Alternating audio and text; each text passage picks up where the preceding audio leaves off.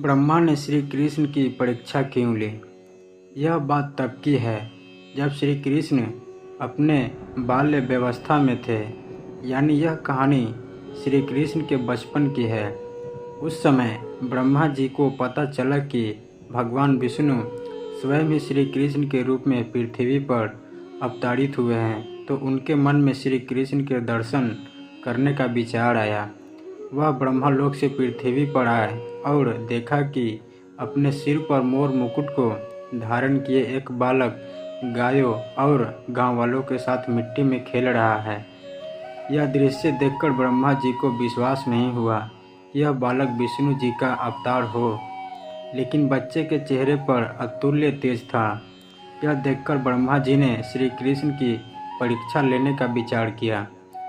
उन्होंने सबसे पहले गायों और वहां से उठा लिया।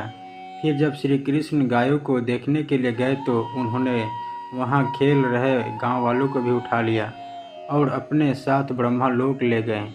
जब इसके कुछ देर बाद वह पृथ्वी पर वापस आए तो वहां का माहौल देखकर चौंक गए, क्योंकि जिन बच्चों और गायों को वे अपने साथ ब्रह्मलोक ले गए थे, वे तो श्री कृष्ण के साथ पृथ्वी पर खेल रहे थे।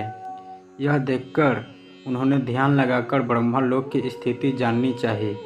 उन्होंने दिव्य दृष्टि से देखा कि सभी बालक और गाय ब्रह्मलोक में ही है।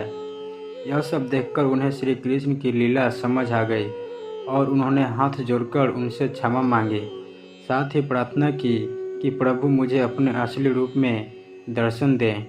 तब श्री कृष्ण ने ब्रह्मा जी को अपना विराट रूप दिखाया।